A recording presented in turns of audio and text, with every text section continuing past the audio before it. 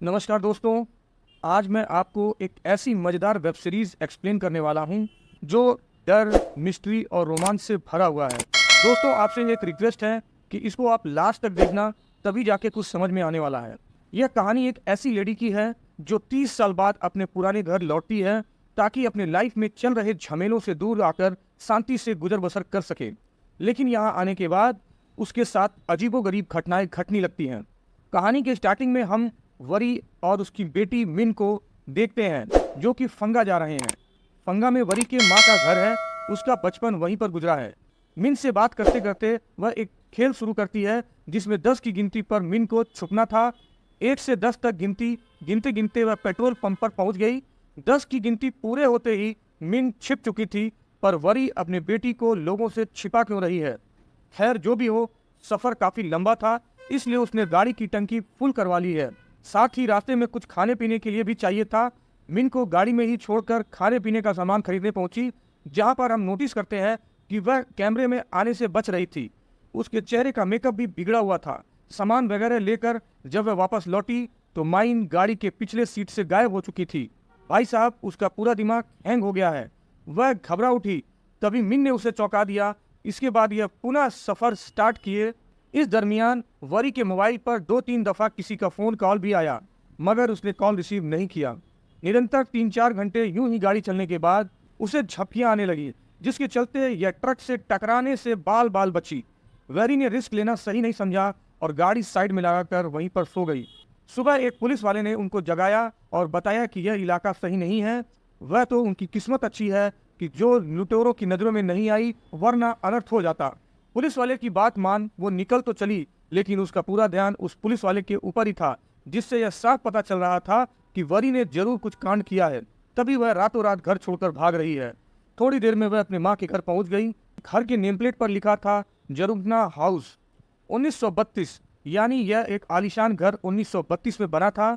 दोनों माँ बेटी घर में दाखिल हुए। वरी का कमरा ऊपर हुआ करता था। इसी कमरे में उसका बचपन गुजरा था। कमरे के दीवार पर उसकी लंबाई नापने के लिए उसकी माँ ने मार्क भी लगाया था। मिन की लंबाई भी उसी मार्क जितनी थी। यहीं पर हमें वरी के बैग में एक रिवॉल्वर दिखाई देती है। इतने में दरवाजे पर दस्तक होती है। वरी मिन को समझाती है कि वहीं रहना और खिड़की के पर्दे मत खोलना। दरवाजे पर एक बूढ़ा आदमी खड़ा है। यह उनके पुराने केयर टेकर नती चाचा हैं। वरी उन्हें देखते ही पहचान लेती है। वह एक आंख से देख नहीं सकते। कैसे उनकी यह हालत हुई, इसकी भी एक कहानी है।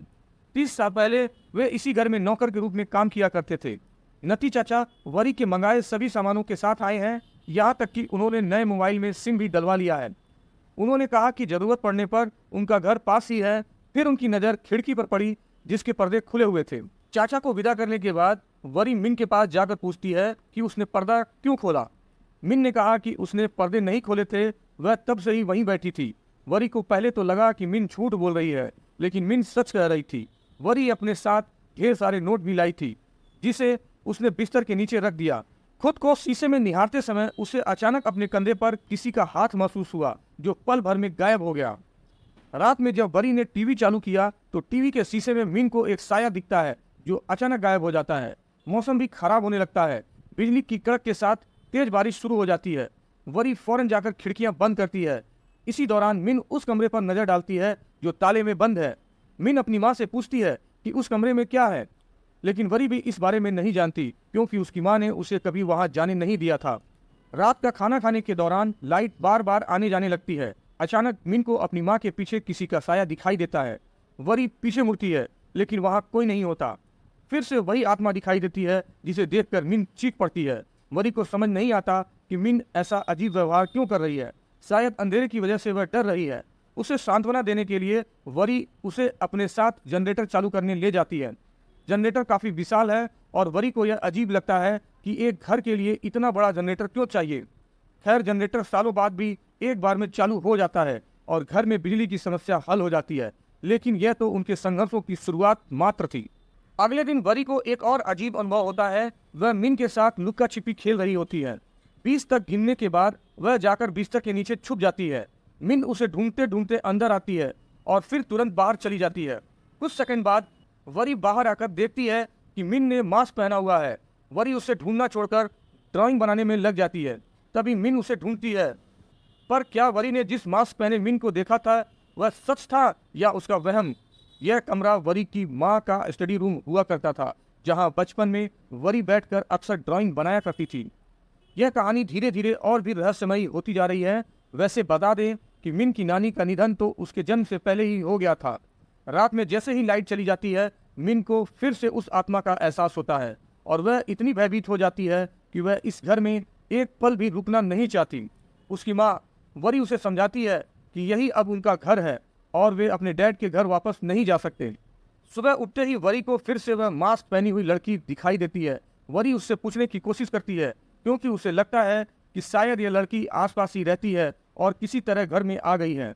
इधर मिन घर से भागते हुए बाहर निकल जाती है और पास के जंगल में उसे एक आदमी दिखाई देता है। हालांकि वरी को वहां कोई नहीं दिखता। वरी मिन को समझाने की कोशिश करती है कि अगर वह बगीचे की ओर गई तो उसे कोई उठा ले जाएगा। असल में वरी को अपने पति पर संदेह है, हालांकि उसका पति इस घर के बारे में कुछ नहीं जानता। वरी के पास इस घर के अलावा कहीं और जाने का ठिकाना नहीं है।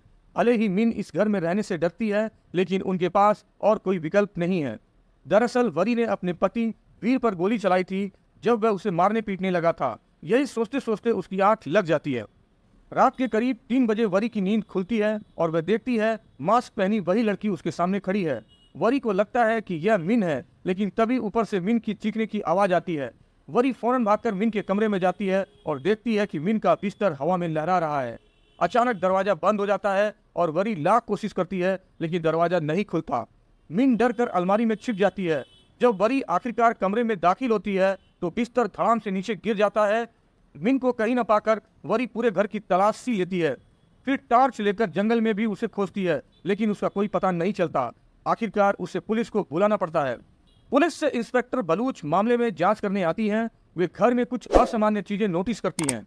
वरी के चेहरे पर चोट के निशान, एंट्रेंस पर पुरानी चप्पलें और फर्श पर टूटने का निशान, जो शायद झूमर के गिरने से हुआ होगा। जब वरी रात के 3 बजे की घटनाओं को बताती है तो इंस्पेक्टर को उसकी कहानी पर यकीन नहीं होता। मिन का बिस्तर अपने आप हवा में कैसे लहरा सकता है? कहीं वरी झूठ तो नहीं बोल रही? इंस्पेक्टर वरी के पति के बारे में पूछती है तो वरी बताती है कि वे काफी साल पहले अलग हो चुके हैं। इंस्पेक्टर मिन की सारी जानकारी लेकर उसकी तस्वीर मांगती है, लेकिन वरी के पास मिन की एक भी तस्वीर नहीं है। उसका पुराना फोन खो चुका है और मिन सोशल मीडिया पर भी नहीं है। इंस्पेक्टर ने जितने सबूत इकट्ठा कर सकते थे किए, लेकिन उनमें से एक भी सबूत ऐसा नहीं था जो साबित कर सके कि मिन इस घर में थी। बस उसके कपड़े ही यहाँ पाए गए थे जो यह साबित नहीं करते कि वह यहाँ थी। इतने में नती चाचा भी वहाँ आ जाते हैं। उन्हें मिन के गायब होने की बात पता चलती है। जब इंस्पेक्टर ने उनसे पूछा कि क्या उन्होंने मिन को देखा था, तो चाचा ने कहा कि वरी मैडम तो अकेले ही आई थी। इस बात पर वरी और भी परेशान हो जाती है। वह चाचा को याद दिलाती है कि मिन खिड़की पर खड़ी थी और चाचा ने उसे देखा भी था, लेकिन अब पुलिस को यहाँ मिन के होने पर भी संदेह होने लगा था। इंस्पेक्टर वरी से पूछती है कि वह कहाँ से आई है। वरी बताती है कि वह इसी संडे को बैंकॉक से आई है और बीच रास्ते में जहाँ जहाँ रुकी उन सभी जगहों का विवरण देती है। पुलिस उन सभी जगहों की जांच करवाती है और कैमरा फुटेज चेक करती है, लेकिन हर फुटेज में वरी अकेले नजर आती है। ऐसा इसलिए क्योंकि वरी मिन को सभी से छुपा कर लाई थी। आखिरकार जब इंस्पेक्टर ने पूरे मामले को समझ लिया तो उन्होंने मिन के गायब होने की रिपोर्ट फाइल करने से इनकार कर दिया। इंस्पेक्टर ने वरी से कहा कि अगर उसकी सच में कोई बेटी है तो पहले उसे इसका सबूत देना होगा। कोई विकल्प न पाकर वरी पुलिस स्टेशन जाकर अपने दुख की कहानी सुनाने लगी। उसने बताया कि उसका पति उसे कैद करके रखता था और उस पर बुरी तरह अत्याचार करता था। उसे शक था कि उसके पति ने ही मिन को गायब करवाया है। हालांकि उसने यह नहीं बताया कि उसने अपने पति पर गोली चलाई थी और बहुत सारा पैसा लेकर भागी थी। वरी ने तुरंत अपने पति को फोन करके उस पर मिन के किडनैपिंग का आरोप लगाया, लेकिन उसका पति उल्टा उस पर ही भड़क उठा, यह कहते हुए कि उसे तो पता भी नहीं था कि वह कहाँ भाग गई है। इंस्पेक्टर ने फोन किया और मिन के पिता से संपर्क किया। उन्होंने पूरी बात बताई और मिन की एक तस्वीर मांगी ताकि उसे ढूंढने का काम आगे बढ़ सके। उसी वक्त नती चाचा गांव के कुछ लोगों के साथ आए और उन्होंने मिन की तलाश शुरू की। उन्होंने जंगल, तालाब और आसपास के हर कोने को छान मारा, लेकिन मिन का कोई सुराग नहीं मिला। काफी देर तक ढूंढने के बाद इंस्पेक्टर और वरी वापस लौटने लगे। तभी तेज बारिश शुरू हो गई। इंस्पेक्टर के लिए बारिश में भागना मुश्किल था क्योंकि वह गर्भवती थी और उनका पति भी वरी के पति जैसा ही निर्दयी था, इसलिए इंस्पेक्टर वरी के दर्द को अच्छे से समझ पा रही थी। बारिश से बचने के लिए वे वरी के घर वापस चली गईं। घर पहुंचकर इंस्पेक्टर की नज़र उस कमरे पर पड़ी जिसमें ताला लगा हुआ था। वरी ने इस कमरे की कभी जांच नहीं की थी क्योंकि उसके पास इसकी चाबी भी नहीं थी। अंततः दोनों ने मिलकर दरवाजा तोड़ा और अंदर का नजारा देखकर हैरान रह गई। यह एक बड़ा सीक्रेट रूम था जिसमें अजीबोगरीब मशीनें और एक शीशे का सेल रखा था। यह सब देखकर इंस्पेक्टर को समझ आ गया कि शायद कोई गुप्त लैब थी। वरी को इस कमरे के बारे में कुछ नहीं पता था क्योंकि वह इस घर में 30 साल बाद आई थी और इस कमरे में पहली बार कदम रख रही थी। फॉरेंसिक टीम को जांच के दौरान शीशे के सेल के ऊपर एक गोल आकार का जलने का निशान मिला जो सामान्य शॉर्ट सर्किट से नहीं बना हो सकता था। इतनी जांच पड़ताल के बावजूद उन्हें मिन का कोई सुराग नहीं मिला। गांव वाले भी निराश होकर लौट आए, लेकिन उसी रात वरी को घर के अंदर किसी के घुसने की आवाज सुनाई देने लगी। उसे लगा कि शायद मिन ही वापस आई है और तुरंत गन लेकर चेक करने चली गई। इसी बीच उसने इंस्पेक्टर को फोन करके भी यह बात बताई तो इंस्पेक्टर तुरंत उसके घर की ओर चल पड़ी। इसी दौरान घर में मास्क पहने वही रहस्यमयी लड़की दाखिल हुई। वह 1 से लेकर 20 तक गिनती गिनने लगी, जिससे वरी को यकीन हो गया कि यह मिन ही हो सकती है। वरी के पास आते ही वह लड़की मिन के कमरे में भागकर छिप गई। वरी उसके पीछे गई, लेकिन कमरे में अजीब दृश्य देखने को मिला। सारा सामान हवा में तैर रहा था, मगर वह मास्क वाली लड़की कहीं नजर नहीं आ रही थी। जैसे ही वरी ने अलमारी खोली, वह मास्क वाली लड़की उसे खींचकर अंदर ले गई। वरी का फोन वहीं गिर गया और जब उसने होश संभाला तो वह खुद को एक शीशे के सेल में पाया, ठीक सामने। उसने अपनी मां को देखा और स्तब्ध रह गई। यहीं से कहानी 30 साल पीछे 1991 में चली जाती है, जब वरी सिर्फ 5 साल की थी। उस समय वरी अपने माता पिता के साथ बीच पर जाने की तैयारी कर रही थी, लेकिन अचानक सब कुछ बदल गया। वरी की मां कंगना, जो एक वैज्ञानिक थी, को पावर प्लांट में किसी तकनीकी खराबी के चलते काम पर जाना पड़ा। उनके साथ वही ड्राइवर था नती, जिसे हमने पहले कहानी में देखा था। कंगना और उनकी टीम ने फॉल्ट की जांच के बाद अपना 36वां प्रयोग शुरू किया। यह एक टाइम मशीन बनाने का प्रयास था जिसमें वे पहले 35 बार असफल हो चुके थे। इस बार मशीन के ऊपर गोल आकार का एक वर्म होल बना था जिससे एक सैंडल नीचे गिरा। कंगना का ध्यान अपने काम में इतना खो गया था कि वह अपनी बेटी वरी और परिवार के लिए समय नहीं निकाल पाती थी। यह बात उनके पति को भी खलने लगी थी और उनके बीच इसको लेकर झगड़े शुरू हो गए थे। गुस्से में कंगना ने कह दिया कि वह अपना काम छोड़कर सिर्फ वरी की देखभाल नहीं कर सकती। घर में मेड है जो यह काम कर सकती है। हालांकि यह बात वह कहना नहीं चाहती थी, लेकिन अपने प्रयोग में डूबे होने के कारण उनके लिए परिवार और दोस्तों का महत्व धीरे धीरे कम हो गया था। इतना सब होने के बावजूद अगले दिन वह अपने परिवार के साथ छुट्टियों पर निकल पड़ी। वरी अपनी मां के साथ खेलना चाहती थी, लेकिन कंगना का ध्यान अभी भी अपने काम पर था। इस पर दोनों के बीच बहस हो गई। कंगना ने गाड़ी रुकवाई और गुस्से में बाहर चली गई। वरी अपनी मां से विनती कर रही थी कि वह न जाए, तभी अचानक एक ट्रक उनकी गाड़ी को टक्कर मारा। इस हादसे में वरी और उसके पिता की जान चली गई। यहाँ पर एक सवाल उठता है कि अगर वरी का 5 साल की उम्र में निधन हो गया तो फिर आज की कहानी में वरी कौन थी? खैर, उस हादसे में वरी और उसके पिता की मौत 14 मार्च 1991 को हुई थी और अगले दिन उनका अंतिम संस्कार कर दिया गया। इस हादसे ने कंगना को पूरी तरह से तोड़ दिया। वह हमेशा उस तारीख को बदलने की इच्छा रखती थी ताकि वह अपने परिवार को बचा सके। इस दुख को कम करने के लिए उन्होंने साइकियाट्रिस्ट की भी सलाह ली, लेकिन कोई फायदा नहीं हुआ। कंगना खुद को अपनी बेटी और पति की मौत का जिम्मेदार मानने लगी थी। कंगना ने आखिरकार अपनी सारी कोशिशें छोड़ दी थी और दुख से हार मानकर खुद को खत्म करने के इरादे से डैम के ऊपर जा पहुंची। तभी नीचे उसे एक वर्म होल दिखा और घबराहट में उसका सैंडल उसी वर्म होल में गिर गया। इस वर्म होल के माध्यम से वह सैंडल किसी अन्य टाइमलाइन की कंगना तक पहुंचा, जिसने इसे देखकर एक बार फिर से उम्मीद की किरण पाई। उसने अपने पूरे सेटअप को घर के तहखाने में स्थापित करवाया और 14 मार्च 1991 के समय पर जाने के लिए टाइम मशीन में प्रवेश किया। मशीन स्टार्ट तो हुई, लेकिन थोड़ी देर बाद ही बंद हो गई, जिससे कंगना निराश हो गई कि उसका यह आखिरी प्रयास भी नाकाम हो गया। तभी मशीन एक बार फिर से रीस्टार्ट हुई और वर्म होल बन गया। अगले ही पल एक छोटी बच्ची उस वर्म होल से बाहर आई। यह बच्ची कोई और नहीं बल्कि वरी की बेटी मिन थी, जो अपनी टाइमलाइन 2021 से गायब हो गई थी। इसी कारण उसकी अलमारी के नीचे वर्महोल का निशान बना था, क्योंकि कंगना ने अनजाने में मिन को 2021 से 1991 में खींच लिया था। होश में आते ही मिन ने अपनी मां को पुकारना शुरू किया, लेकिन उसे कोई जवाब नहीं मिला। घर का कोना कोना छानने के बाद भी वह अपनी मां को ढूंढ नहीं पाई। कंगना ने नौकर नती को बताया कि यह बच्ची उनके किसी दूर के रिश्तेदार की बेटी है। कंगना के भीतर अपने मृत बेटी के प्रति पछतावा इतना गहरा था कि वह मिन को वरी मानकर उसकी देखभाल करने लगी। उसने मिन के लिए खिलौने और मास्क खरीदे और उसे अपनी मृत बेटी का नाम दे दिया। अब मिन का नाम वरी था। कंगना मिन के साथ दिन भर खेलती, कहानियां सुनाती और हर वो चीज करती जो असली वरी के लिए वह कभी नहीं कर पाई थी। लेकिन इन सब के बावजूद उसके दिल का बोझ हल्का नहीं हो पाया। एक रात उसने फिर से टाइम मशीन को चालू करने का प्रयास किया, इस आशा में कि वह शायद वह समय में पीछे जाकर अपने पति और बेटी को बचा सके। उधर मिन मास्क लगाकर खेल रही थी। जैसे ही कंगना ने मशीन को चालू किया, मिन अचानक अपने टाइमलाइन में अपनी वरी माँ को देखने लगी और उसके पीछे दौड़ पड़ी। उसने अलमारी खोली और उसी वर्महोल के जरिए वह 1991 में पहुंच गई, जहां उसने अपनी माँ को देखा और समझा कि वह मरकर अपनी माँ के पास आई है। कंगना इस अनजान बच्ची को माँ कहते देख उलझन में पड़ गई और उसे समझ में नहीं आया कि यह उसे माँ क्यों पुकार रही है। उसकी सहन शक्ति जवाब दे गई। उसने अपनी रिवॉल्वर उठाई और मिन को उसी शीशे के सेल में कैद कर दिया, फिर वहां से निकल गई। मिन लगातार गिड़गिड़ाती रही, चिल्लाती रही, लेकिन उसे कोई नहीं सुनने वाला था। दूसरी तरफ 2021 में हंगामा मच चुका था। वरी और उसकी बेटी दोनों ही गायब थीं। पुलिस के लिए यह केस पहेली बन चुका था, क्योंकि घर में वरी के बेड के नीचे से 10 लाख रुपए भी मिले थे। सवाल उठने लगा कि अगर वरी भागना चाहती थी तो पैसे छोड़कर क्यों भागती। ऊपर से उसकी कार भी वही थी। पुलिस ने घर की फिर से तलाशी ली और उन्हें कुछ तस्वीरें मिली। नती ने उन्हें पहचान लिया। यह तस्वीरें कंगना रानवाड़े की थी, जो इस घर की असली मालकिन थी। वह एक प्रोफेसर और हाइड्रो इलेक्ट्रिक डैम में इंजीनियर थीं। लेकिन घर में यह लैब क्यों बनाई गई थी और वह किस चीज पर प्रयोग कर रही थी, इस बात की जानकारी नती को नहीं थी।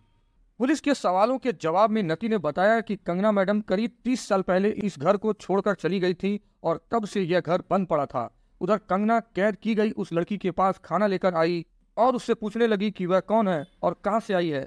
मिन ने खाने के बाद तुरंत जवाब दिया कि वह इस घर में रहती है। वरी अपनी 5 साल की बेटी मिन की तलाश में थी, जब उसे अचानक से एक और जगह पहुंचा दिया गया। यह जानने के बाद कि उसकी बेटी मिन कंगना के पास है, वह बिना कुछ बताए वहां से भाग निकली। कंगना ने मिन को अपनी बेटी मान लिया था और उसे दूसरी बार खोना नहीं चाहती थी। दूसरी तरफ इंस्पेक्टर को एक महत्वपूर्ण सुराग मिलता है, 1991 का एक फाइल जिसमें एक रिवॉल्वर था। अब वह समझ रही थी कि उस घर में कुछ ऐसा हुआ था जो आने वाले समय में फिर से घटने वाला है। कंगना का नौकर नती लैब के अंदर घुस गया था। असल में कंगना ने उसे लैब की निगरानी के लिए भेजा था। वरी ने दम घुटने का बहाना बनाकर बेहोश होने का नाटक किया। जैसे ही नती ने सेल का दरवाजा खोला, वरी उसे धक्का देकर भाग निकली, मगर तह खाने का दरवाजा बाहर से बंद था। वही पास में मिन गिनती गिन रही थी। वरी ने मिन को आवाज दी और जैसे ही उसने छोटे से छेद से मिन को देखा, पीछे से नती ने उसे पकड़ लिया। मिन को शांत कर भेजने के बाद नती ने वरी को फिर से उसी कैद में डाल दिया। इसी बीच इंस्पेक्टर ने रिवॉल्वर के सीरियल नंबर की जांच की, जिससे पता चला कि यह 2020 में वरी के पति ने लाइसेंस लेकर खरीदी थी, जबकि यह 1991 की सबूत में दर्ज थी। इसका मतलब था कि यह रिवॉल्वर वरी अपने साथ टाइम ट्रैवल करते हुए 2021 से 1991 में लाई थी। उन्हीं सबूतों में एक मोबाइल नंबर भी मिला। 1991 में मोबाइल फोन तो थे नहीं, इसलिए इंस्पेक्टर ने ध्यान दिया और पाया कि यह नंबर वरी का है। यह नंबर उस लाश के पास मिला था जो 1991 में मिली थी। अब इंस्पेक्टर समझ गई कि वरी उसी घर में है, लेकिन समय में पीछे जाकर 1991 में फंस गई है। वह तुरंत जरू कनेक्ट हाउस की ओर निकल पड़ी। उधर नती पहरे पर बैठा था और रेडियो पर न्यूज सुन रहा था। न्यूज रिपोर्टर ने दिन, महीने और साल का जिक्र किया, जो था 24 नवंबर 1991। इसे सुनकर वरी चौंक गई और समझ गई कि वह 1991 में है। उसने नती को बताया कि उसका नाम वरी है, वह भविष्य से आई है। उसकी माँ कंगना है जो उसे पहचान नहीं रही है और उसकी बेटी मिन को कैद करके रखा है। इस पर नती ने अपनी वरी की तस्वीर दिखाते हुए कहा कि उसकी वरी पिछले साल एक एक्सीडेंट में मर चुकी थी और उसे चुप रहने को कहा। उधर मिन को फिर से वह रहस्यमयी आत्मा दिखनी शुरू हो गई थी। मिन को यह आत्मा क्यों दिख रही थी, यह रहस्य बना हुआ था। दूसरी तरफ वरी के पति, जो कि एक कर्नल थे, उनको भी वरी के घर में 30 साल पहले हुई घटनाओं का पता चला। उन्होंने वरी के घर जाने की इच्छा जताई, लेकिन उन्हें उसका पता नहीं था। इधर वरी की लगातार बातों से नती का सिर दर्द से फटा जा रहा था और वह परेशान हो चुका था। आखिरकार नती ने वरी को वहीं छोड़कर बाहर के दरवाजे पर पहरा देने चला गया। इतने में वरी ने किसी तरह सेल का कांच तोड़कर बाहर निकलने की कोशिश की। टूटने की आवाज सुनकर नती तुरंत गन लेकर अंदर पहुंचा, लेकिन वरी उसका इंतजार कर रही थी। उसने उस पर टूटे कांच से हमला किया और उसकी एक आंख घायल कर दी। अचानक उसे महसूस हुआ कि यह तो उसके नती चाचा हैं। उसे वहीं छोड़कर वह गन लेकर ऊपर पहुंची और मिन के कमरे में गई, जहां मिन सो रही थी। तभी पीछे से कंगना ने वरी को दबोच लिया और कहा, तू मेरी बेटी को मारना चाहती है। वरी ने समझाने की कोशिश की, असल में मैं आपकी बेटी हूँ और मिन मेरी बेटी है। किसी तरह मैं 2024 से यहाँ आ पहुंची हूँ। लेकिन कंगना, जो पहले ही अपनी बेटी को खो चुकी थी, उसकी एक भी बात नहीं सुनी और गुस्से में वरी को रेलिंग से धक्का दे दिया। वरी झूमर से टकराते हुए नीचे गिर पड़ी और झूमर उसके ऊपर आकर गिर गया, जिससे उसकी हालत बेहद खराब हो गई। उधर इंस्पेक्टर को समझ आ चुका था कि 1991 में मिली उस लाश का असली सच यही है कि वह कोई और नहीं बल्कि वरी की थी, जो 2021 से समय यात्रा करके 1991 में आ गई थी। इतने में वरी का पति भी पुलिस के साथ पहुंच गया। इंस्पेक्टर ने उसे डांटते हुए कहा कि उसी के कारण वरी का यह हाल हुआ है और वरी के डेड बॉडी की तस्वीर और फाइल देखकर चली गई। 1991 में वरी की मौत के बाद फॉरेंसिक टीम जांच के लिए पहुंच गई। ये सब निपटाने के बाद कंगना मिन को डॉक्टर के पास ले गई, जहां पता चला कि सदमे के कारण मिन की याददाश्त चली गई है। इसके बाद कंगना ने मिन का नाम वरी रख दिया और वह इस जगह को हमेशा के लिए छोड़कर चली गई। वरी की आत्मा अब इस घर में कैद हो गई थी, जो अक्सर रात के अंधेरे में मिन को दिखाई देती थी। समय बीतते हुए वे बैंकॉक चले गए और मिन बड़ी होकर वरी जैसे दिखने लगी। कंगना को समझ आया कि भविष्य से आई वह लड़की असल में मिन ही थी, यानी उसकी असली बेटी वरी की बेटी। इस बात से वह उलझन में पड़कर धीरे धीरे पागल हो गई। इसी दौरान वरी की मुलाकात वीर से हुई और दोनों ने शादी कर ली। कुछ समय बाद कंगना का निधन हो गया और वीर और वरी की एक बेटी हुई, जिसका नाम उन्होंने मिन रखा। समय के साथ वरी और वीर के बीच झगड़े शुरू हो गए और उनकी शादी तलाक की कगार पर आ गई। हालांकि वीर वरी को छोड़ना नहीं चाहता था और उसकी पहुंच ऊपर तक थी। आखिरकार वरी को एक दिन भागने का मौका मिल गया। उसके हाथ वीर की पिस्तौल लग गई थी और वह पैसे और मीन को लेकर अपने पुराने घर वापस आ गई। इस तरह यह कहानी एक अंतहीन लूप में बदल गई है, जहां फिर से वही घटनाएं शुरू होने जा रही थी। तो दोस्तों, यह थी don't come home web series की कहानी। आशा करते हैं कि यह कहानी आपको पसंद आई हो। हमारे इस चैनल को सब्सक्राइब कर लें और कमेंट में बताएं कि आपको यह वीडियो कैसी लगी। मिलते हैं किसी नेक्स्ट मजेदार वीडियो में। तब तक के लिए दोस्तों, धन्यवाद।